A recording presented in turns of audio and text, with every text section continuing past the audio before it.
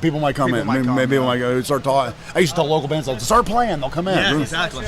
These are wireless. That one goes to that speaker. That one goes to that speaker. Okay. So as long as you guys project, those two will pick it up. Okay. Yeah, we project. Yeah, we project. We do pretty good projecting. It's up to you. All right. Just wanted to let you two know. Cool. Everything's live, right? Yeah. All right. everything's So. All right. Hey, everybody. Matt Burns and Mark Byrne of Absurd Productions Pictures. We are here at the 4-State Comic-Con. It's been a great weekend. We're towards the end of the weekend now. We're having a good weekend, and we sold some movies and whatnot. And I'm going to let this guy take over because he's the 20-year veteran here. He is a one-man army. He cuts, he edits, he produces, he writes. He does a little bit of everything. So I'm going to turn it over to this gentleman right here. So I'm going to do a real quick kind of synopsis of us, and then we'll get into how to do low budget and all that. So on Friday night, we debuted, this is our current film, it debuted Friday night at the Waynesboro Theater. It's called Brazen Impact. This is a crime action film. And I just brought a handful of others just to show you guys what we have. This is a short horror film. I tried to bring some of the horror ones. I know people like that. This is now part of 3 on a Match, which is available streaming. On Fearflix, on Fearflix on Roku. This is out of print, so it's only available at our table. This is the first feature film that I ever did. It's called Taste of Desperation. It's a black and white crime film, like a noir, and this was done in 2008. And this is a science fiction, like an Orwellian science fiction. It's got Lana Wood and Conrad Brooks in it, and this was done in 2016. And this was our film before Brazen Impact, Remnants, which is a feature horror film. And this came out in 2020. So those are some of our things. And we started 20 years ago, and I started the company because I wanted to make a film I didn't bring. My first screenplay, I wanted to make that, and I tried to sell the screenplay. I couldn't do it. I was an extra in several movies, Enemy of the State and Runaway Bride and TV show Jag. I wasn't speaking, but I was an extra, and the reason I did the extra was not to become an actor. I did it because I thought I could sell my screenplay. So I get in there, and I'm a room full of actors, and everybody in the room has a screenplay. And nobody's trying to be an actor. Everybody wants, I've got you. And I was like, all right, this isn't going to work. I had fun doing it for a little while, but I got tired of sitting in a room for 12 hours to go stand outside for 10 minutes and them tell us to go home. So, But anyway, the good thing about that was I learned how actors are treated and how to not treat actors. And that was a big lesson for me, to actually be in their shoes. And they don't like waiting around, even if they're being paid. So don't bring a bunch of actors to your set if you're not going to use them that day. We've both seen that. Oh, absolutely. And that doesn't end well. People get mad. And wouldn't you? And rightly so. You guys? Rightly let's be real. Sit around for 10, 12 hours and then not get used. That's BS. That's typical Hollywood. That's typical. It happened every time I was an extra. You would sit for hours. Now, they paid you and they fed you. But, after a while, I got food at home. I didn't need to come all the way out here to sit. I want to be in the movie. So my time's worth more than a sandwich. Exactly. So what we do. This guy works for food. Smart guy over here. So what we do that's different than a lot of filmmakers, I won't say all, is we don't do just one genre. Yeah, we did a horror film, and I know most people in this region just do horror, and that's because a lot of filmmakers in this region, that's all they want to do. But for me, I want to do different things. I want to keep myself interested. I want to keep the cast interested. So we do all these different genres, and that's kind of our differentiator.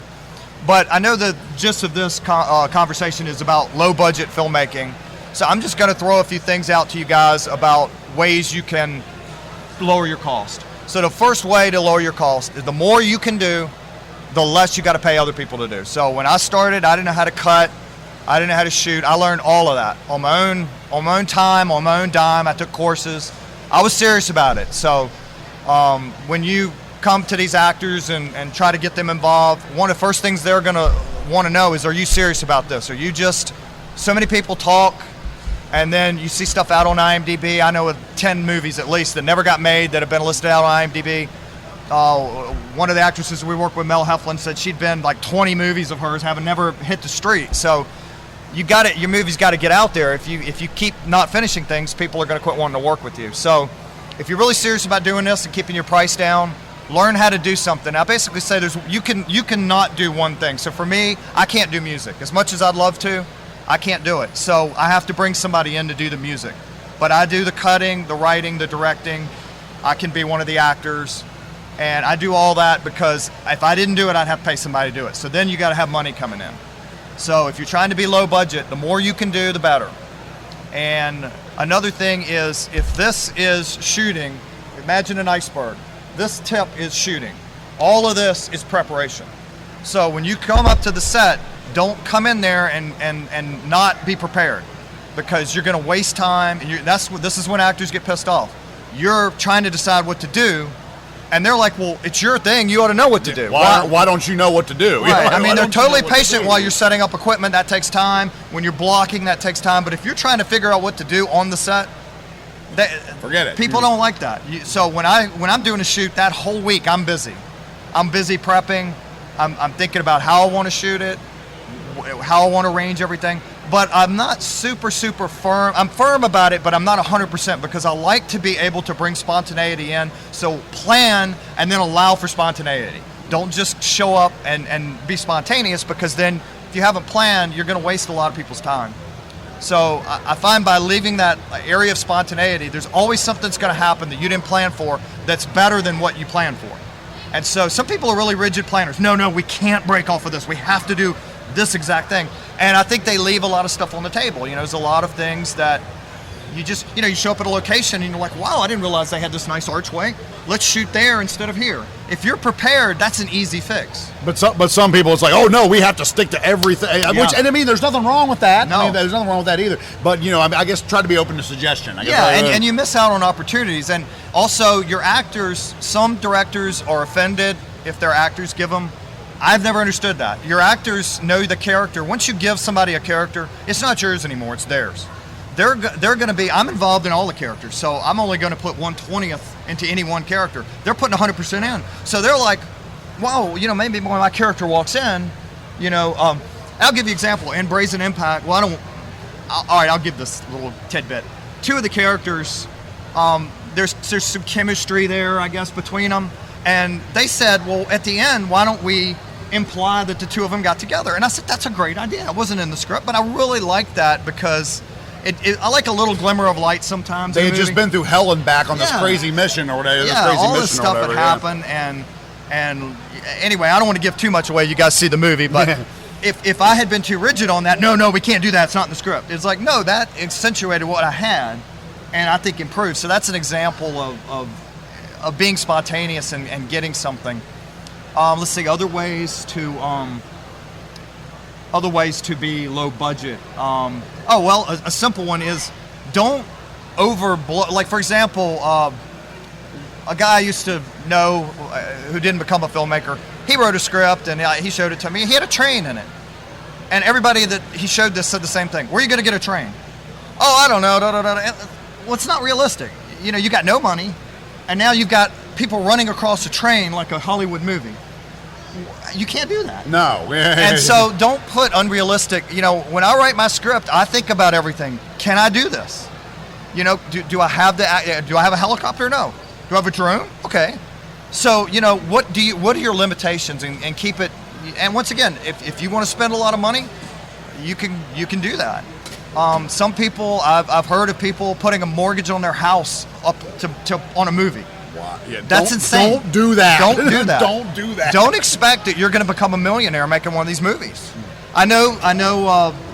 What's the one in Maryland? Everybody, Sanchez's movie.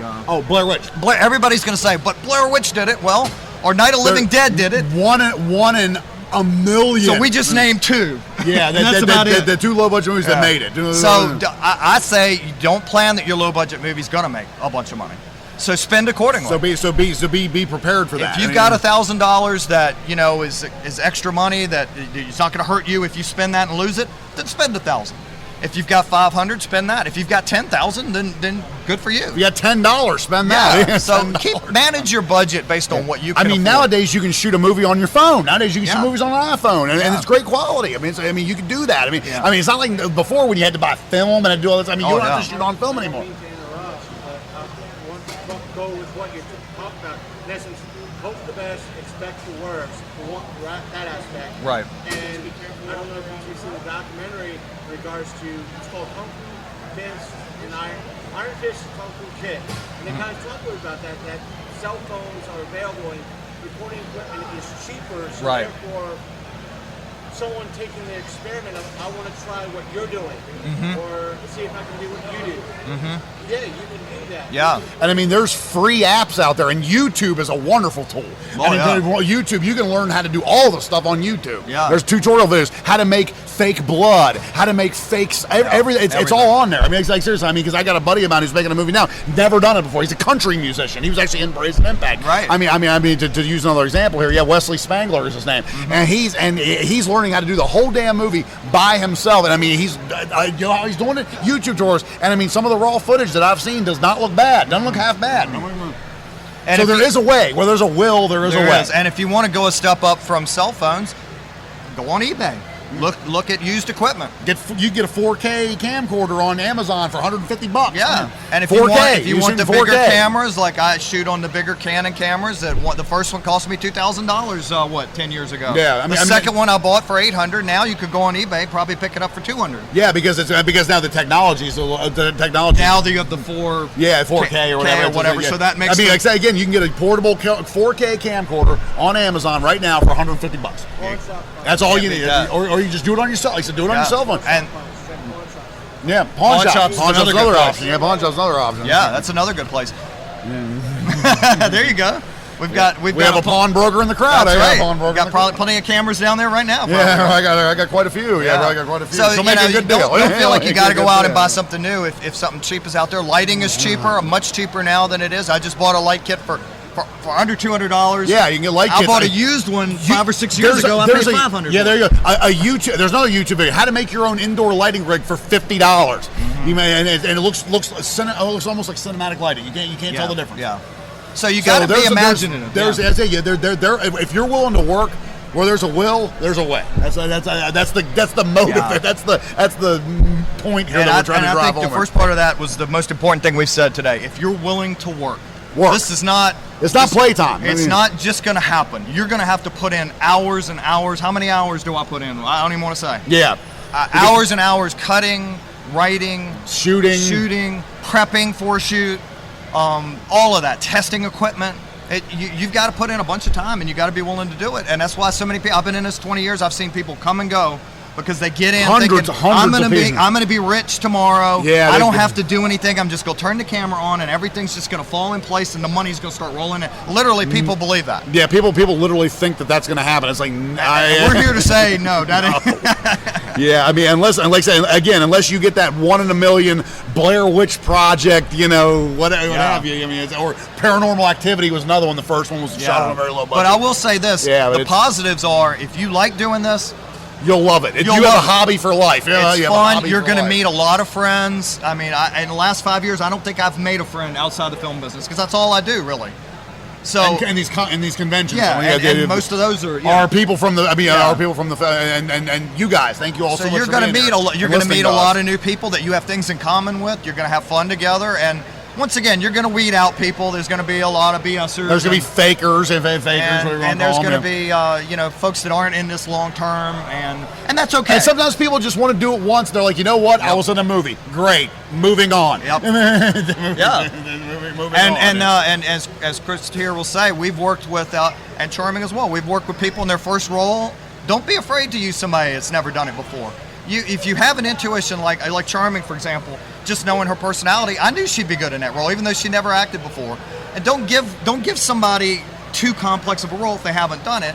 Give them something that they can handle, And then if you've got a really experienced actor, don't give them the extra part. Yeah. I mean, a lot of people make that mistake. It's like, why would you get like a guy who has 50 IMDb credits and have him getting out of a car? Yeah. It doesn't make any sense. It doesn't make any sense. And then another thing that I learned early on was be careful about putting your friends in stuff. Now, I put a bunch of my friends in things. And thankfully, some of them work out. But early on, they didn't work out because I realized I was trying to talk people into something.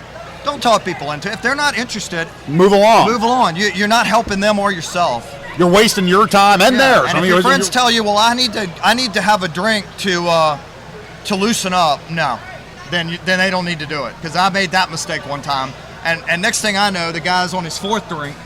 And he's slurring his words. And I'm like, all right, he's done. But that was my fault. I shouldn't have ever put him in there.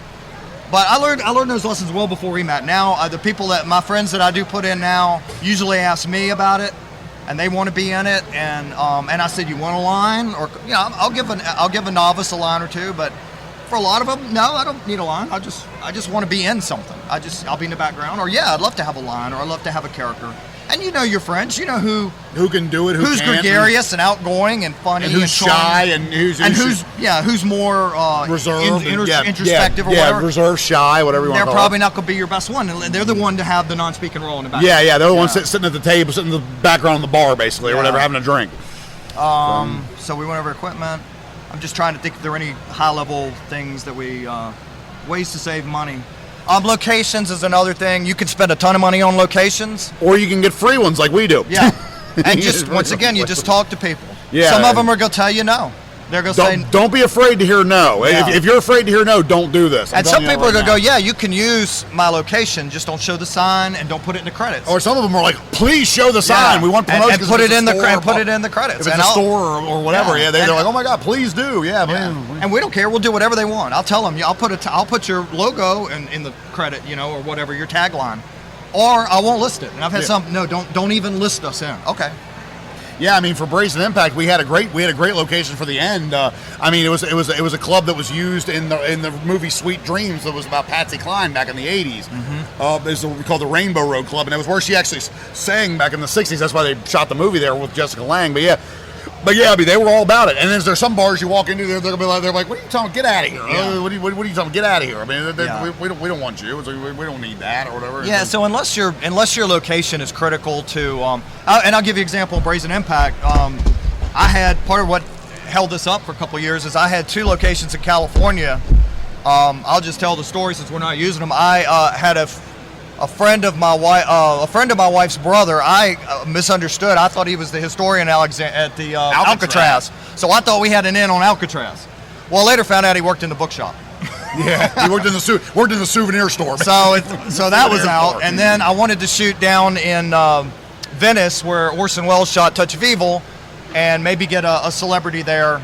Who that would have cost a ton of money, and that's why I kept putting it off. And then I just realized one day, I told him, I said, I'm the only person that cares about that. No one else is going to care. That's not going to make or break this movie, whether we shot one little scene that was probably going to be 2 minutes long. Yeah, I mean, for $2,000. Yeah, and that was going to blow the budget of the movie, and that's why I kept delaying the movie, because I was all right, I need to build up some money for that. And no, once I dropped that, then we could finish the movie. It was done. There's Ghost Rider. I was going to say, that's sick. I was looking at Ghost Rider. I was like, that is sick. So if your movie's a prison escape film, then you got to have a prison. Yeah, exactly. That's then you might have to pay because you got to have that. But don't need to interrupt when Jason was doing Small Town Heroes, he came up to me and said, "You have some con footage that I might need." He's like, "I'm like, dude, if you need it, take it. A little bit of credit. Yep. So that's it. Just give me a little bit of credit. Do it. That's it." And it's yours. Yeah. And people are real. What's the word?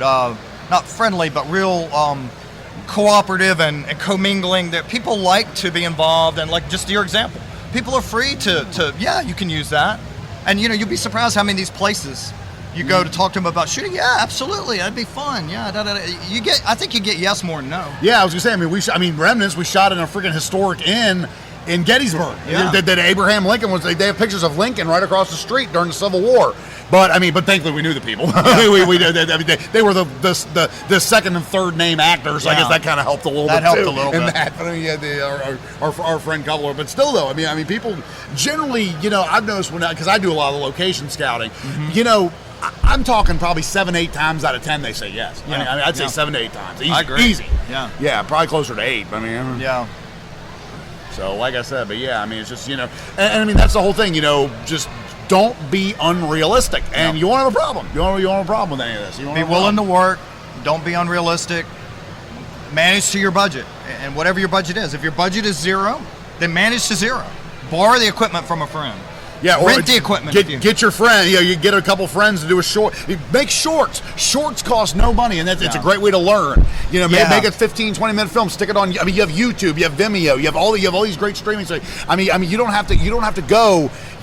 Balls. You don't have to make Avatar the first time out. You have to make Avatar or the Avengers the first time out. And I do recommend that. My first film was a short. Before this is the first feature, but I did a short. I had the script already written, and when I formed the company, and it was like you and a couple of few of your friends. Yeah, it was like 8 people, and we shot in 2 locations. I did have to rent the room for like $100. That was our expense. It was $100. And once again, I recommend doing a short to start off. Do something you like, do it short, put it out on YouTube. Let people see it. Let people see your work. Because that's the first thing first thing actors want to know. What have you done? Well, you done this, done this. Well, I haven't done anything. Well, why are you talking to me about this? I've done 3 or 4 movies where it didn't even come out. Right. Yeah. But you go, no, I've done a little short. It's out on YouTube. At least you've done something. And they can watch it and go, okay, and then you can build yourself up to a feature. Yeah. That way you make connections. It's good. So people want to believe that you're serious, and people will know if you're not. They will. Absolutely. I've got. You learn. We've both gotten you live and really learn. good radars about. You live and learn. That's BS, for sure. Yeah. And we can sense it pretty well quickly now. Sadly. I don't. You guys don't have to ask questions, but I do want to open it up. If anybody had a question, if not, we'll keep jabbering.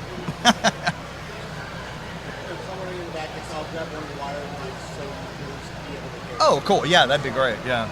All right. So I guess. Okay, we got one. Yes, ma'am. Do you want to hand her the mic? This way you get able to. Yes, ma'am.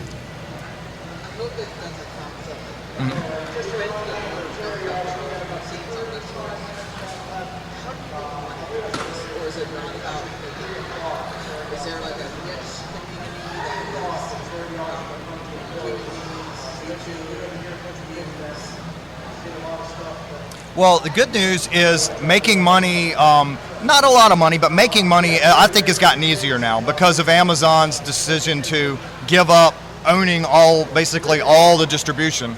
And now we've got all these new distributors coming up. Like if you got a Roku, there's tons of new channels coming up.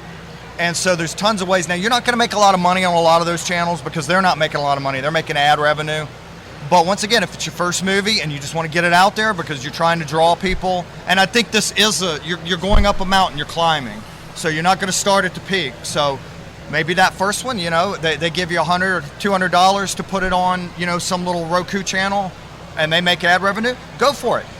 Then you can tell your friends, look, my movie's out there. I have a distributor, and then the next one you can get better actors, because after you made something, actors trust you a little more. Even if you don't have a budget, most of our actors work for free. And people because people enjoy doing it. People enjoy doing it. But once you get something out there, then people start to trust you a little more. Like, okay, these people are at least they did something. Mm-hmm. It's something. That's the important thing. So this was the first film I did. It's a black and white noir. I'm not going to make money on that, okay? I just wanted to do it. This is an Orwellian science fiction. It's kind of a complex story. You're not going to make money on that. This is a horror movie with a clown and spooks. And ghosts. And you're going to make money on that. You're going to make money on that. Plus, she was in it. Look how awesome she is. Now, this one is a crime movie, and I do believe it's possible to make money on a crime movie. I do. It's a broad genre. It's a broad genre. We had a ton of people at the showing. We had 120 people Friday night at our premiere at a local theater. Yes, at the Waynesboro Theater on Main Street, up the road a little bit. And and we had some good. Again, this is the 12th movie you've made. Mm-hmm. So by the 12th movie, people are people who have done Hollywood movies. Like we had Ellen Udy, who was in My Bloody Valentine, the original. She was in Dr. Quinn, Medicine Woman. Believe it or not, I was gonna say yes. She was. What was her name on that? Now I'm blanking what her name was, but she was on like 50. I've never seen it. She was on like 59 episodes. She was like one of the featured cast or whatever. My sister watched it. She knew who she was. Yeah, if I said her name, she would probably know who she. Yeah, you would probably know. I was gonna say. And we also had Sharon Smith from Dark Shadows. From Dark Shadows. She played Barnabas' little sister. If any of you are familiar with that. With the black and white, the old black and white TV show. But yeah, so so there are things. There are you can move up. And so but you're probably not gonna make money right away. Unfortunately. No. Unfortunately for that. Again, and like you said, there is YouTube. You can build up your views on there and possibly get paid through that as well. That's an option. They have a pay thing. They do. Vimeo has a pay thing option, now. And the problem with some of those things, I haven't looked into Vimeo in a couple of years because when I looked into it last, they wanted money up front. They wanted several $100s up front. I'm like, all right, if I'm making 5 cents a play or 10 cents a play, it's going to take me a lifetime. You're never going to make. You're going to lose money on that. So deal. be very careful about spending money up front on promises of all this and then you get your, Amazon. I used to get like a few bucks, like $10 a month maybe, and if that, and they would literally keep everything. And I don't know why they gave it up. I mean, they were keeping everything. On the DVDs, I'd sell a DVD for $10. You know what I made? 50 cents. Amazon kept $9.50. I mean, and they gave it up. They said no. It's like why would you give that up? Anybody else would be a gold mine. That would be a gold mine. At first I was like, what are we going to do? And now 2 years later, I'm glad they gave it up. We got so many more opportunities now. Yeah, you got Tubi, you got Plex, you got a lot of these. I mean, Tubi's a big. I mean, that's free. Anybody can download that. Download it right now on your phone. Yeah, and probably most people have it. That's a great option. There's a place. There's a couple of places out there where you can put your film, and then folks will pick it up. There's a whole bunch of distributors. Most of them are horror only, but there's a couple of them that'll do other things. And you can reach out to all those distributors. Just don't be surprised when you don't hear a word back from them. I had a big list, and if somebody said yes or no, I kept them. If they didn't answer, I crossed them off, and I'm never going to contact them again. Because some of them were courteous enough to tell me, hey, appreciate you sending the film, but this doesn't work for us. And I said, no, thank you. Thank you for letting me know. And I've kept them on the list, and we do the next horror movie, I'll hit them up again. Right. But those other guys that didn't get back with me personally, I'm just not going to waste my time with them again. Because by the time we do that, there's going to be 20 more distributors out there that don't exist today. That don't exist now. And I'm going to hit them up, not this guy that didn't hit me up. Hell with them. Yeah, hell with them. Hell with them. So I hope we answered. Did we answer it somewhat? Okay. I did think of one other thing. If you get into this and you're going to want to stay in it long term and you're not looking to make a millionaire, then do what you like. And like for me personally, if I had to do nothing but horror, I wouldn't be still doing this. I would be bored. And not that I don't like horror, but I just don't want to do the same thing over and over again. I do something totally different. Like we did a horror movie, and then we did a comedy, and then we did a crime, and so I want to do something different to keep myself fresh, to keep the cast fresh. But that's me. You guys don't have to do that. If you love horror, and that's all, I've talked to several filmmakers, that's all they want to do. If you love drama, if you love comedy, if that's all you want to do. I know filmmakers that do nothing but drama and comedy. They don't. And I've talked to them. They go, I don't have any interest in horror. I'm not going to do it. I'm not interested in crime. I like to tell stories about people. I like drama and comedy, and they do well because they do what the audience and the actors know that's what they care about. So even if you differ in what you care about, that person's passion is going to come through. And that person's apathy is going to come through. Oh, I'm doing a horror film because that's the only way I can make money. Well, that's a real great way of drawing people in. Yeah, it's like really, and of course, there is crowdfunding now too. I mean, we should talk about that. Heard about it. I was going to say maybe that's the next. Next thing so that is the way to. I'm not going to say make money, but that's the way to fund your movie. Now, let's be honest. There's a lot of filmmakers out there that pocket a lot of that money, and I personally don't feel that I'm not going to do that. I mean, we've never caught anybody in the act, but yeah, there's definitely some. I mean, no offense. You see a movie that raised $10,000, $20,000, and it looks like it was shot on. It looked like it was shot on somebody's like shaky cell phone. Yeah. I mean, you got to ask questions like, okay, where did the money go for this exactly? I mean, it's like did it buy you a new car or something? Because that's the only thing I can figure. That's oh, sure. But I was talking to somebody the other day, yesterday, in regards to one of the perks that I was looking at for crowdfunding. It was like Michael Myers fan film. It was like, beware of fan films too. Just we'll get on that. That'll be the next. That'll be the next thing or whatever. Yeah. The perk was it looked like there was half Michael Myers costume. And it looked like something you could buy at Spirit of Halloween. Yeah, or it was like the Dollar General. Or something. It was. It probably was. It probably was. And it was like $300 perk. Who's wearing it? Drew Barrymore? Yeah, it's like who's wearing it? James Jude Courtney from the present Halloween movie. James Jude Courtney. It's like, you understand what I'm doing. It's like, yes, I might want to help you raise money for a project, but why am I getting something I can go to Spirit of Halloween? Exactly. And get for $50. For 50 tops, $50 tops. A poster or a signed DVD. Exactly. Or something like that. Exactly. And I've lost my train here. I was getting back to crowdfunder. Yeah. There's another trend where people pay money to be a dead body, or even people pay to be the lead.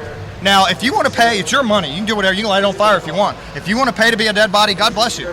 But when you have a film company that's going to bring somebody that's never acted in to be the lead because they put up $2,000, do you want to see that movie? I don't. Not really. I mean, that's I want to crazy. see an actor play that. I want to see I want to see an actor play that role. I don't want to see a freaking I don't want to see a freaking I don't want to see Joe Schmo play that role. Right. I mean, somebody who's never been in front of the camera in their life. So we've never done, in this 11 films, we've never done a crowdfunder. We're considering doing, not for the next film, but for the one after, we're considering doing it. And if we do it, all of that money is going to either go to that film or on to the next one. None of it's going in my pocket. I have another job I can make money on. I don't need to make money on people's crowdfunder. I don't think that's right. But what we'll do is we're going to have, for example, we did a movie called Bigfoot. I've got 2 Bigfoot suits. Got a couple years to decide, but I'm probably going to let those go in a crowdfunder. I've got a bunch of props from, I didn't bring that all tape. these movies, yeah. I did a bar movie where people gave me these really cool, it holds a half gallon, and it's made out of wood. It's probably from the 40s, and you pour it, you can flip it up from the bottom and fill a glass, and somebody's going to want that for their house bar. I've got all kinds of really cool, I've got things where you put a bottle in and you lift the thing up and it's in there. And once again, I got a basement full of stuff. I've already used it once. I'm probably not going to use it again. So I'm going to probably provide stuff like that. Props from actual movies. And they're from movies. They're from movies. People like that. We put the movie with the prop. So Yeah. here's the prop. Here's the movie it was with. Package deal. Yeah, for $50 you get that and the DVD or whatever. Yeah. DVD or whatever. So that's the kind of thing, if we do it, that we're going to do. And why? Well, so if we haven't done a crowdfunder this long, why are we going to do it now? Well, the reason is we'll get all that extra money, then we'll pay for a location. Yeah. Then we'll pay to bring bigger celebrities in. But pay to bring in, some. We might have to people fly somebody from LA, Right, from or LA, from Chicago, yeah, or New York, or whatever. So on our budgets, we don't do that. We try to use more regional, mid-Atlantic. Yeah, I mean, people. we were lucky with LN because she was here for a convention. She was here for a convention, and she agreed to do the movie. Did you have a question? Hey, what's up, bud?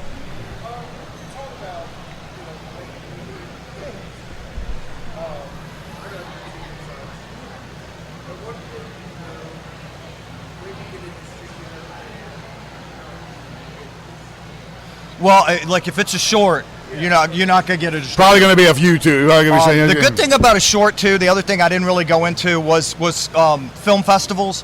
I submit to one film festival who's been very loyal to us, but I don't submit to any other film festivals because I'm like, why am I going to pay you $50 to then show my movie and make money on it? Now, because I've been doing this for a long time, 20 years, I don't care about that anymore. But if I was starting out today, yes, I would pay the $50 because I want publicity. Yeah. It's worth $50 to me. And festivals don't. The other reason I don't do festivals is a festival might have 5-6 features over the whole weekend. They're going to have hundreds of shorts because shorts are quick. They can have more of them, and the more admissions they get, the more $50 money. That's what they're making money on these film festivals. So they love shorts. So if you have a short, they'll take any of them. Yeah, right? put that out.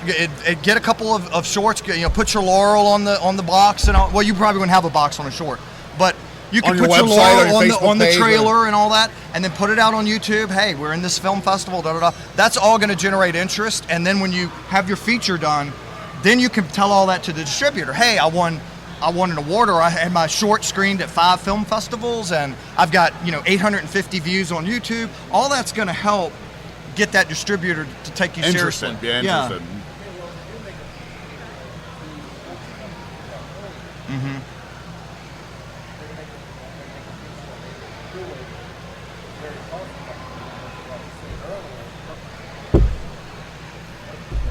Oh, there you go. Repeat what you say. Yeah. So if we do it very cost-effectively, the way you guys explained earlier, and I feel I'm ready for a distributor, how do I find one and convince a distributor to... Well, generally what you'll do is you'll submit it to them through most of the stuff's online now. You'll have to I'll get into the computer part in a minute, but yeah, you'll go through whatever their process is. You'll submit it to them that way, and you'll hope that they'll get back to you. How does he find a distributor? You search online for like if you do a horror film, search for horror film distributors. Word of mouth is a good thing. Talk to filmmakers. come to an event like this, if there's filmmakers, and ask them, well, who have you worked with? Word of mouth is a really good way. And that's my favorite way, because then somebody tells me, hey, look, I was with this distributor. I'm not using them again. And I didn't. They didn't And promote. this is why. Yeah. And they tell you why. And then, all right, great. I'm not gonna waste my time with them. You know. Well, what you just said gave me another idea. Another question out of it. No problem. What are the things you look for in a distributor, and the things you want to avoid? Well, Like you said, you wouldn't use one. yeah. But before, what did he do or not do that you don't want to use it? Well, the examples I was given is they felt like they could promote the movie better than the distributor did, which that's not a positive thing for a distributor. They felt like the distributor didn't do enough for them, and they felt like for 5 years they could have promoted the movie. So they were happy to get the movie back and put it on their own website, and felt like they could promote it through Facebook better than the distributor. I mean, I don't know. I never worked with that distributor, so I can't say that. But that mostly the negatives is word of mouth, or you're going to find out yourself. In terms of what do I look for, I look at what they've done. I search on them and I find out what they've done, and if they're all their movies, like Remnants that I did, you know, it's a real story. So if all of their movies are rip-offs of Friday the 13th and that's all they like, then they don't want this. It's too. Yeah. I've literally had people tell me this is too complex of a story. Well, if it's too complex, if it's not complex enough, I'm not going to even do it, because then I'm going to be bored. Why am I going to do something everybody Everybody else has done? That'll lead into fan films. Fan film, yeah. Here, Why am we're I about to get going to into do that. Yeah, what yeah. everybody else is doing? And I did think of one other important point before we get into fan films. IT. I spend 60% of my time doing IT, because once again, if I don't do it, I got to pay somebody to do it. And I'm not an IT person. I hate it. I'm screaming and yelling. I'm cussing. I'm ready to smash my head into the wall. But if I don't do it, I've got to pay somebody $100, $150 an hour to load the stuff up. So I have learned how to do it. Once again, YouTube. Yeah, YouTube will tell you, how do I convert a film from this to this? There's a YouTube video. How do I load up something? There's a YouTube video. But you need to learn about, there's a thing called codecs, is like MP4 versus MOV. There's really good things out on the internet that in layman's terms will describe all the differences and why you would use what. And these distributors are going to tell you, I need a MP4 with this and this at this, all these specs, and you're going to have to learn all that stuff, or someone on your team is going to have to learn how to do all that stuff. And I've learned how to do it because I want to do this, and that's the way it's going. It's going more and more and more IT. I could see a couple years from now being 75% IT. Wow. I don't like that, but Yikes. but Yikes. it's just getting more and more like that. So that is one of the things. If you're not inclined to that, maybe you've got a friend that wants to partner with you and they handle that part. I don't know. That is getting to be a bigger and bigger thing, I think. So it's good having friends that are really, literate. Yeah. Yeah. But they once again, they got to be serious about this, and they might help you. Now, maybe you have a different friend each time help you. That's one way. And the other thing is too, it's like, you got to get friends who are interested in what you're doing, because if you don't, if you don't, they're going to spend 3 years editing the thing, and then you're going to forget about it. I know a guy who has been his editor has been working on something. I'm going to say 8 years. Wow. I'm not going to say who it is, but there's an actor who was in 2 of my movies who died about 7 or 8 years ago, and that actor is in the movie. That's how long it's been. And he told me if he had it to do over again, he was old then. He would edit it himself. But he already signed a deal for this guy to do it, and he's been waiting for years on this movie. And That's an editor to cross off your list. Yeah, absolutely. Yeah, and that's why, just speaking for me personally, that's why I learned how to do. I like editing. I think it's fun. I don't think IT's fun, but I learned how to do it because I'm going to do it. I might bang my head into the wall until I'm bloody, but I'm going to do it. Other people just go, you know what? I'm done. I quit. I can't do this. How many people we know quit on a movie? On just one movie. And that's where I'm glad I was an extra in those things, because I got my shoes and an actor. And if I'm an actor and you're quitting halfway through, I'm pissed. Because I gave my time. I didn't quit. I showed up for all these shoots and got in makeup and learned all these lines, and now you're quitting halfway through because you had a couple problems with IT.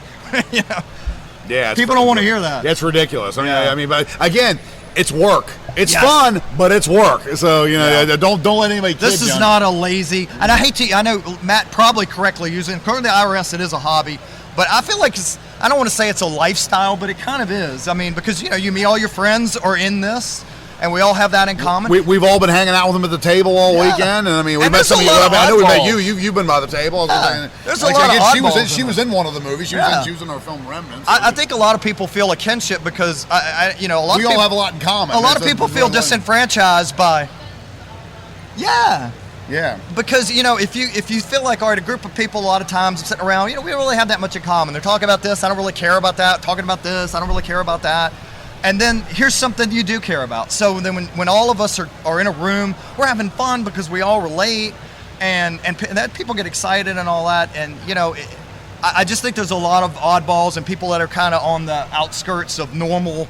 I'm not gonna say normal society, but kind of, sort of. And I don't mean that as an insult because I'm talking about me. So. Right.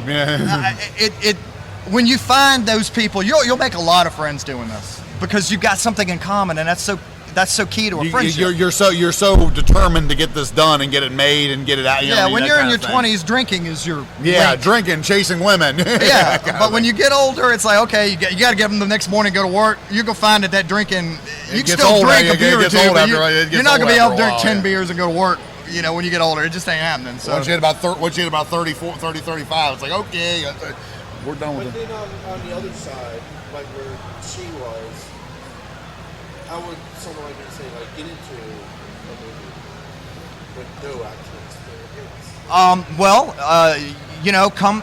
Here's what several people have done. They've come to the booth, and they've said, "Look, I'd like to get in. I'd like to be involved. Would you?" Even if it's just an extra role. Yeah, and I'll say, "Hey, give me your information," and I'll ask Okay, questions. well, we'll talk. Yeah, Are you willing to we'll talk travel? after. Are you willing to Are drive you a willing to couple go hours? this, or So you- definitely come by our booth afterwards and let's get your content. Don't worry about it. We're up by Nancy Ann Ritter. It's booth E4. E4. It's Yeah. it's on the corner. It says Absurd Production Pictures on the Yeah, on the, like a on big the banner. right. Yeah, it's a big banner like this one or whatever. Yeah, you'll see it. We're on a corner. Did we yeah. answer everything? Okay. Awesome. I wanted Because Matt we're to. we're getting ready to. I was gonna say we got about what looks like 10 more minutes or so. Okay, maybe. but I think you should touch on fan films because that's important. You Okay, get more one- experience of that. Yeah. One more topic I want to go over, and that's fan films. They're very popular in the horror community. I mean, like, these guys are raising all this money, and technically, if you're making a fan film, you can't have a budget. That's illegal, actually. But it's You don't highly own the illegal. copyright You don't on it. own the copyright to. Let's say this guy's got a Superman shirt on, and you want to make a Superman fan film. Great. But you can't spend any money on Put it. it on Or- YouTube. Yeah, you put it on YouTube, or make. Or say you have to give it away or whatever. Because again, I'm sorry, Charmy, go ahead. Doing their own idea of a story. Like, say for instance, again, let's say Superman. Superman is a DC character, and he's a copyrighted character. And say you want to make your own Superman story. Say you want to have within that row, with that, say you want to have Superman fight Spider-Man, and let's cross over, whatever, just make it more ridiculous or basically whatever. But I mean, but you could do it. Yeah. Now you couldn't pay any money. You couldn't do anything. Can't make any money. Can't make any money. Yeah. Or they will You could sue. You could spend money, but you can't make money. Yeah, they will sue you. Yeah, And they got a lot bigger pockets than you do. Yeah, they will win. They will Yeah, win. Disney every is time. particularly bad about that, but they're all. One I heard is way worse. Who? Paramount. Paramount. They did something to Star Trek. How dare you make it in the first place? Yeah. How do you Yeah. even have Well, technically, I don't even think you're supposed to be making it in Yeah. the first place. But I mean, there are ways around it. Yeah.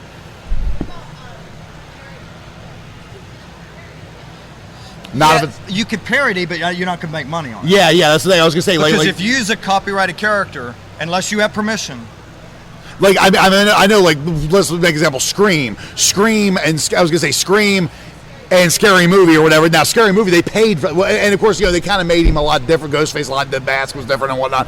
But yeah, they paid for that. They paid for that. and that was made by Hollywood. That was made by Hollywood. So yeah, I was gonna say that was made by a big budget by a big budget Yeah. production company as well. I want to say it was Lionsgate. It was Lionsgate. I mean, I will say one positive for fan films. If you were a new filmmaker, you didn't have any ideas, but you just want to get your feet wet and get started, and you'll care about making money because you just want to throw something up on YouTube. that might be the one time that it'd be smart, right? Yeah. Is I'm just going to do something because I can't think of anything. I just want to get something out there. I want to learn with the camera and all that. I just want something to do. I still wouldn't do it because I just when I hear copyrighted, I just stay away. If you, I was gonna say, if you make a dime, be prepared to pay $1. Yeah. And that's why I write my own stuff because I wrote it. It's better to write your own stuff. I wrote it. Nobody could say they own the copyright. I wrote it. Yeah. Case in point, fan films are a very dangerous. They're very dangerous. I personally wouldn't do it. Yeah, but that's just us. I mean, we're not telling you not to, but we kind of are telling you not to, I guess, for lack of a word. All right, so we're about to wrap this thing up. I think it's been we're about. I know. Yeah. So we're just if you guys want to find out about us, we're at absurdproductionspictures.com on the internet. We're at booth E4 here with the big banner. Yeah, we'll be here from another couple of. Yeah, Facebook, Absurd Productions. Yeah, we have a Absurd Productions Facebook page, Absurd Productions Pictures. Yeah. So come check us out. We got all the trailers out there, and come by the booth if you want. And I guess that's about it. Yeah. Thank you guys. Let me know. I'll give you where to find, because I'm recording everything, where to find. Yeah, if you watch the video, he'll have all the stuff up on the video. Link out. The links, yeah. All right. Thank you, everybody. Thank you, everybody.